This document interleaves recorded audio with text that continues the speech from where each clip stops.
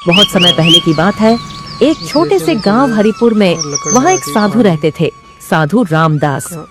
कई दिनों से उनकी भूख नहीं मिटी थी। शरीर अब थक चुका था। हे प्रभु, कई दिनों से भूखा हूँ। अब शरीर गवाही नहीं दे रहा है। काश कहीं से एक रोटी मिल जाती, मेरी मदद हो जाती। लेकिन आज के जमाने में सभी लोग स्वार्थी हो चुके हैं। लेकिन मैं क्या करूं? मुझे गांव में जाकर कुछ मदद मांगनी होगी। गांव के लोग बहुत भले इंसान होते हैं, कुछ मदद जरूर करेंगे। इतना सोचकर साधु धीरे धीरे गांव की ओर निकल पड़ते हैं। गांव पहुंचकर वो पहले जमींदार के पास जाते हैं। जमींदार साहब, मैं कई दिनों से भूखा हूं, मुझे खाने को दे दो। भूख से जान जा रही है। अरे तू वही साधु है ना जिसे गांव से निकाला गया था? चल भाग यहाँ से। तुझे यहाँ आने से आदमी का ग्रह नक्षत्र बिगड़ जाता है। मैं तुझे कुछ नहीं देने वाला, चला जा यहाँ से। साधु बहुत दुखी होकर वहाँ से आगे बढ़ जाते हैं। फिर वो दो गांव वालों से मिलते हैं। हे पुत्र, मुझे बहुत भूख लगी है, जरा खाने को कुछ दे दो। भगवान तुम्हारा भला करेगा। साधु महाराज, आपको तो मुखिया जी ने गांव से बाहर निकाल दिया था, फिर यहाँ क्यों आए हो? आप जाइए, तपस्या कीजिए। आप तो सालों से तपस्या कर रहे हैं। क्या भगवान आपको शक्ति नहीं दे रहे हैं? अरे आप शक्ति से ही पेट भर लीजिए। हाँ हाँ, सही कह रहा है सामू भाई। ये साधु लोग का मांगने खाने की आदत हो गया है। अरे जाओ यहाँ से। साधु महाराज, तुम्हें कुछ नहीं मिलेगा इस गांव में। दुखी मन से साधु एक पेड़ के नीचे जाकर बैठ जाते हैं। हे ईश्वर, अब इस कलयुग में साधु संतों के लिए भी कोई जगह नहीं रही। सभी के दिल पत्थर हो गए हैं। मुझे इस शरीर से मुक्ति दे दो प्रभु। साधु वहीं बैठे भूख से तड़प रहे थे, मगर कोई भी उनकी मदद नहीं करता। फिर रात हुई, उनकी सांस अटकने लगी, पर कोई पानी देने वाला नहीं था और वो तड़प तड़प कर प्राण त्याग देते हैं। अगली सुबह कुछ गांव वाले वहां आए। अरे ये साधु तो मर गया। अब क्या होगा? इसे कौन दफनाएगा? इसे छूना भी पाप है। चलो, हमें क्या, हम यहाँ से चलते हैं। हमें इससे क्या मतलब? तभी गांव का एक गरीब आदमी मोहन आता है। हे भगवान, ये तो साधु महाराज हैं। गांव वालों के दिल कितने पत्थर के हो गए हैं। किसी ने इनकी अंतिम विदाई भी नहीं की। अरे ये मोहन पगला गया है क्या? है? इस सड़े गले साधु का अंतिम संस्कार करने जा रहा है। लगता है इसका दिमाग खराब हो गया है। अरे जाने दे, यह भी गरीब है, साधु भी गरीब। क्या पता इन दोनों का किसी जन्म से रिश्ता रहा होगा। फिर मोहन साधु का शव उठाकर जंगल में ले जाता है और एक गड्ढा खोदता है। हे साधु महाराज, यदि हमसे कोई गलती हुई हो तो क्षमा कर दीजिएगा। अपना आशीर्वाद बनाए रखिए और गांव वालों को भी माफ कर दीजिएगा। मैं पूरे गांव वालों की तरफ से क्षमा मांगता हूँ। फिर मोहन घर लौट आता है। ऐसे ही धीरे धीरे समय बीतता जाता है। एक दिन मोहन के पिता की तबीयत खराब हो जाती है। मोहन बेटा और लखन, लगता है कि अब मैं नहीं बचूंगा।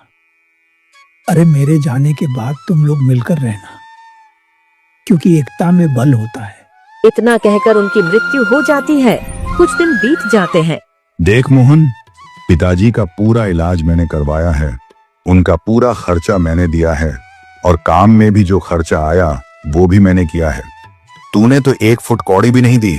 अरे भैया, ये आप क्या कह रहे हैं? पिताजी की जमीन का जो भी अनाज बिकता है सब आपके पास ही जाता है, तो खर्चा भी तो आप ही देंगे ना। क्या तू मुझसे जवान लड़ाएगा? अरे मैं बचपन से ही मेहनत कर रहा हूँ, पिताजी के पीछे पीछे घूमता रहा हूँ। ये घर भी मैंने बनवाया है, जमीन भी खरीदने में मैंने ही मदद की है, इसलिए यह सब मेरा है, तेरा इसमें कुछ नहीं। भैया, ये आप कैसे कह सकते हैं? ये पिताजी की मेहनत से बना है, इसमें मेरा भी हक है। मैंने कह दिया ना, तेरा इसमें कुछ नहीं है। तू अपनी पत्नी को लेकर यहाँ से निकल जा। तभी मोहन की पत्नी सुनीता आ जाती है। भैया, आप ये क्या कह रहे हैं? हम दोनों कहाँ जाएंगे? ये तो बाबूजी का बनाया हुआ घर है, इसमें हमारा भी हिस्सा है। आप हमें ऐसे घर से नहीं निकाल सकते। देख सुनीता, तू अपने नालायक पति के साथ कुछ भी कर, मुझे फर्क नहीं पड़ता। ये घर अब मेरा है और यहाँ सिर्फ मेरा हुक्म चलेगा। चलो निकलो यहाँ से। तभी लखन की पत्नी महिमा भी आ जाती है। हाँ, मेरे पति बिल्कुल सही कह रहे हैं। हम कब तक तुम लोगों का बोझ उठाते रहेंगे? तुम्हारा पति तो कोई ढंग का काम करता नहीं और मेरे पति बचपन से भटकते रहे हैं। घर बनाया, पिताजी का इलाज करवाया, सारा पैसा लगाया। अब इस पर तुम्हारा कोई हक नहीं है। चलो निकलो यहाँ से। भाभी ऐसा मत कहिए, भगवान के लिए हमें मत निकालिए। हम निकाल कर ही रहेंगे। अरे हमारे भी बाल बच्चे हैं, हम उन्हें ना देखें और सारी जिंदगी तुम्हारे पीछे बर्बाद कर दे क्या? चलो चलो निकलो यहाँ से। इतना कहकर लखन और महिमा दोनों अंदर चले जाते हैं। चलो भाग्यवान, यहाँ कोई हमारी सुनने वाला नहीं है, सब पत्थर दिल हो गए हैं। फिर मोहन और सुनीता उदास होकर घर से निकल जाते हैं। रास्ते में एक गांव वाला मिलता है। अरे मोहन, तुझे क्यों निकाल दिया गया? उसी साधु की वजह से ना, तूने उसकी अर्थी उठाई थी ना, इसलिए तेरे साथ ये सब हो रहा है। वो साधु कोई साधारण साधु नहीं था। जिसके घर वो रुकता उसका घर उजड़ जाता था, इसलिए मुखिया जी ने उसे गांव से निकाल दिया था और तूने उसी का अंतिम संस्कार कर दिया। अरे इसी वजह से तो तेरे साथ ये सब हो रहा है और तेरा घर भी उजड़ गया है। अरे आप लोग कुछ भी कहिए, मुझे कोई फर्क नहीं पड़ता।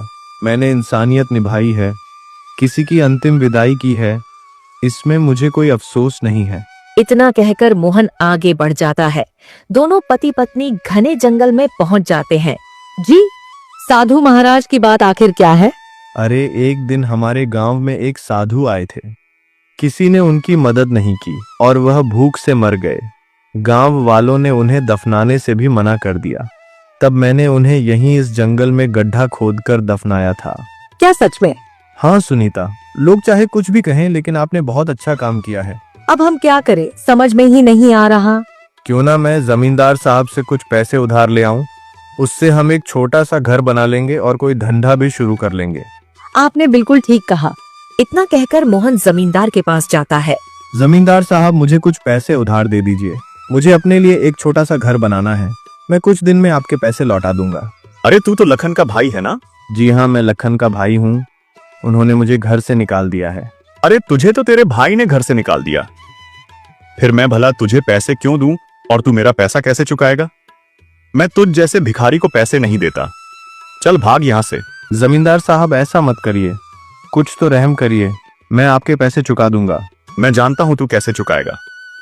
अगर मैं तुझ जैसे भिखारी को पैसे देने लगूं ना, तो एक दिन मुझे खुद भीख मांगनी पड़ेगी। चल चल चल, भाग यहाँ से। कोई धर्मशाला नहीं है यहाँ जहाँ हर किसी को दान बांटता फिरूं। मोहन उदास होकर कुछ और जगह मदद मांगता है, लेकिन कोई उसकी मदद नहीं करता। थक हार कर वो अपनी पत्नी सुनीता के पास लौटता है। क्या हुआ जी, किसी ने हमारी मदद की? नहीं भाग्यवान, कोई भी मदद करने को तैयार नहीं है। अब हम क्या करें? देखिए, अगर हमें घर चाहिए तो खुद ही बनाना पड़ेगा। क्यों ना हम लकड़ी काट कर एक छोटी सी झोपड़ी बना लें। तुम सही कह रही हो। फिर दोनों मिलकर जंगल से लकड़ी और घास लाकर एक छोटी सी झोपड़ी बना लेते हैं। 2 दिन उसी में बीत जाते हैं। घर का तो इंतजाम हो गया, लेकिन हम ऐसे भूखे कब तक रहेंगे? एक दिन तो हम मर जाएंगे, इसलिए अब खाने का कुछ इंतजाम करना होगा। लेकिन यहाँ जंगल में क्या मिलेगा खाने को? देखिए, यहाँ इतनी खाली जमीन पड़ी है, क्यों ना हम इसी में सब्जियां उगाए और बेचे। इससे हमारा घर भी चलेगा और जमीन का भी उपयोग होगा। तुम ठीक कह रहे हो, लेकिन यह जमीन तो बंजर है, यहाँ कुछ होगा या नहीं पता नहीं। भगवान पर भरोसा रखिए, कुछ ना कुछ जरूर होगा। ठीक है, अगर तुम कहती हो तो मैं आज ही गांव जाकर लोहार से एक फावड़ा ले आता हूँ और उसी से जमीन खोद दूंगा। मोहन गांव जाता